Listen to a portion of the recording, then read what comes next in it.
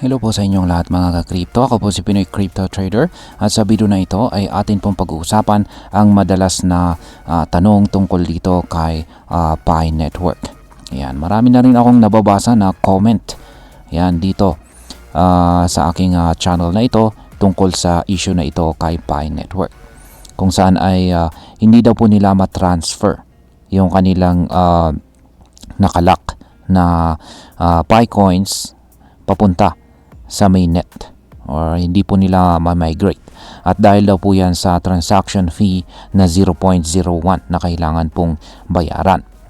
Kaya yan, meron pong isang Reddit comment dito na nagsasabi na meron pa siyang nakalak na mga 450 na Pi coins. Pero hindi daw po niya ito ma-transfer sapagkat wala siyang pambayad sa 0.01 na transaction fee.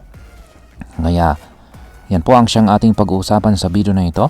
Pero bago po tayo magpatuloy ay pakibasa na lamang po muna ang disclaimer dito sa ibaba ng ating screen. Ayan, yung sa akin po kasi is hindi ko na-encounter yung ganitong issue. Yung naningil po sila ng 0.01 na Pi para sa transaction fee. Na-process ko po kaagad. At yung nangyari po sa akin is binawas na lang po nila sa aking sa nakalak na Pi coin balance ko. Kaya yan po yung nangyari. Kaya nalipat ko na kaagad sa aking na-migrate ko na po kaagad nang walang problema. Pero mukhang meron ding ilan ang nakaranas ng ganito na kailangan pong sila yung magbayad ng transaction fee. Kaya ayan, ngayon ay bago po natin simulan ang bago po natin pag-usapan yung solusyon sa problema na yan is simulan po muna natin ang ating usapan sa kung ano nga ba ang unlock Pi at saka available balance. Ayan, para mas maintindihan po natin, lalong-lalo na sa mga baguhan. Kapag sinabi po kasi nating unlock Pi, ito po yung bahagi ng namina na Pi coins na hindi na nakalak. Yan, ibig sabihin ay pwede na natin itong gamitin or i-transfer. Pero kahit unlock na po siya ay hindi po agad-agad ito mapupunta sa tinatawag na available balance. Ang available balance po ay yung actual na Pi na pwede po natin gamitin sa loob ng ecosystem ni Pi Network. Yan, para pambayad sa merchant, pang transfer sa ibang user, o pwede rin kapag open na ang mainnet ay ipalit sa ibang cryptocurrency. Ngayon ay dito po pumapasok ang problema. May mga users na naka-unlock ang kanilang Pi coins pero hindi po nila ito ma-transfer sa kanilang available balance. At yan ay dahil wala po silang pambayad sa 0.01 na Pi para sa transaction fee. Ngayon is bakit naman kailangan? Bakit nga ba kailangan ng 0.01 na Pi para sa transaction fee? Yan, palitan po natin yung ating view. Meron po tayong screenshot dito ng isang Reddit user sa kanyang wallet. Yan, at yan po pinapakita niya yung paniningil sa 0.01 na transaction ng app. Yan, where do you want your Pi? Yan, kung saan po siya, saan po niya mapupunta. At ayan na nga, nakikita natin dito is meron siyang move fee na 0.01 Pi. Yan po yung transaction fee na tinutukoy dito. Kaya yan, tulad po ng mga blockchain networks gaya rin po ni Ethereum at ni Bitcoin ay meron tayong tinatawag na transaction fee. Yan, ito po yung pangbayad sa network para maproseso ang iyong transfer. Kumbaga kahit simple lang ang gagawin mong transfer mula sa unlock papunta sa available, kailangan pa rin itong iproseso ng system. Kaya kailangan po ng maliit na fee. Sa kaso po ni Pi Network, 0.01 Pi ang kanyang hinihingi. Pero dito po nagiging ironic ang situation. Paano ka makakabayad ng transaction fee gamit ang Pi kung lahat ng Pi mo ay nasa unlock pa at wala kang kahit 0.01 na available?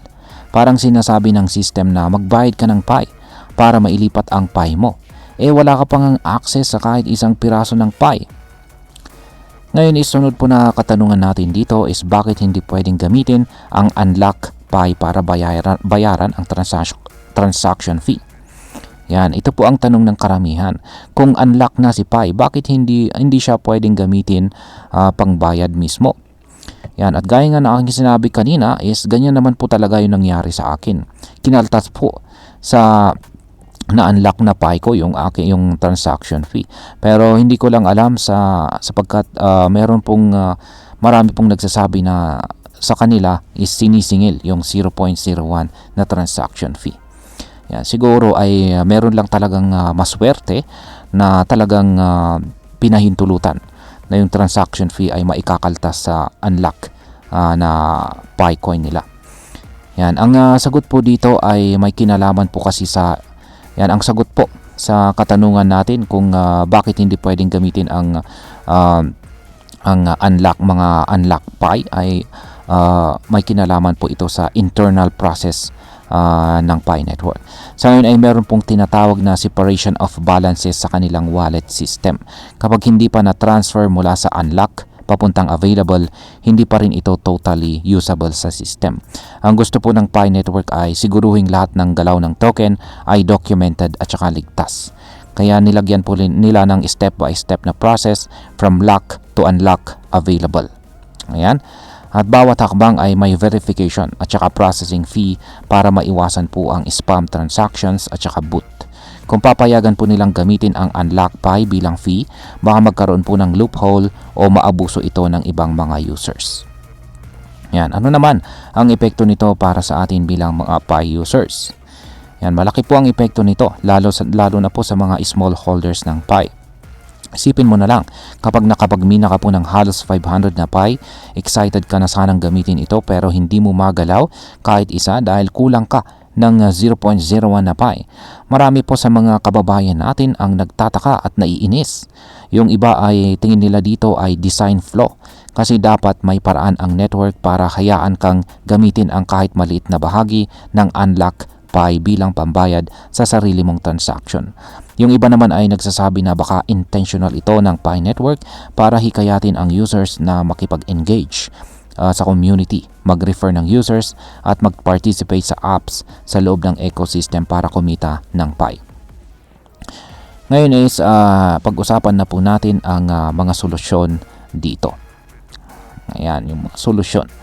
Meron pong ilang workaround, pansamantalang solusyon dito. Una ay makipag-trade po ng Pi. Ayan. Kung meron ka pong kaibigan na may available na Pi ay pwede ka pong humingi or makipagpalitan ng 0.01 na Pi. Pero tandaan ay hindi po ito official na solution at medyo risky dahil walang garantiya. Yung ginagawa naman ng karamihan is bumibili na lamang po sila sa mga exchanges. Ayan, meron pong mga available exchanges dyan tulad po ni OKX, Gate.io, ayan, kung saan ay pwede po tayong bumili ng Pi at yan po, ilipat natin sa wallet at yan po ang gamitin natin na pangbayad sa transaction fee. Yan, at maliban po dyan ay maghintay po ng ecosystem opportunities. Kasi may mga Pi apps na nagbibigay po ng rewards kapalit ng participation. Yan, ito po ang pwede natin gawin kung wala tayong pangbili ng Pi coin sa mga exchanges. Maghintay na lang tayo ng rewards sa pamamagitan ng pagpa-participate sa mga Pi apps. Halimbawa ay kung meron pong app sa loob ng Pi Network na nagbibigay ng maliit na Pi para sa survey or activity, pwede po natin gamitin yan para makakuha ng 0.01 na Pi na kailangan natin. At syempre bilang panghuli ay abangan po natin ang future updates. Posibleng pag na-finalize na po ang open mainnet ni Pi Network ay magbago po ang kanilang sistema sa transaction fees o magbigay sila ng free initial fee para sa first time transfers. Ayan. Ngayon ay ano po ang posibleng epekto nito para sa atin bilang mga Pinoy crypto holders ni Pi Coin. Yan, para sa atin bilang mga Pinoy ay malaking bagay ito, lalo na kung umaasa tayong magagamit natin si Pi bilang extra income or pang negosyo sa mga darating na buwan. Kung hindi po natin matransfer ang ating tokens, walang real use case ito para sa atin ngayon. Hindi natin ito magagamit pampuhunan, pambayad o kahit pampalit sa ibang crypto.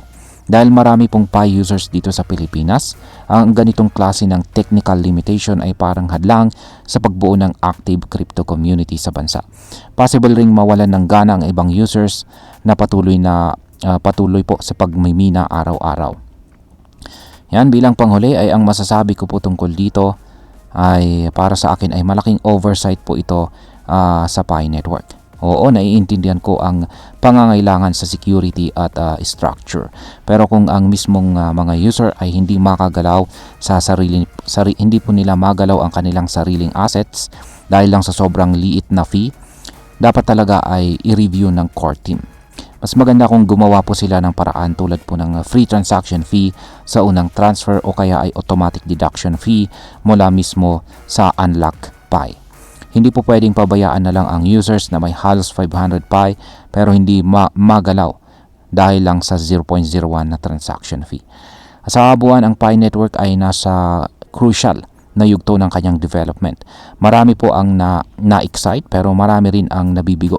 Kung hindi po agad maayos ang simpleng issue na tulad nito, ay baka mahirapan po si Pi na makakuha ng tiwala sa paglabas ng kanyang open mainnet.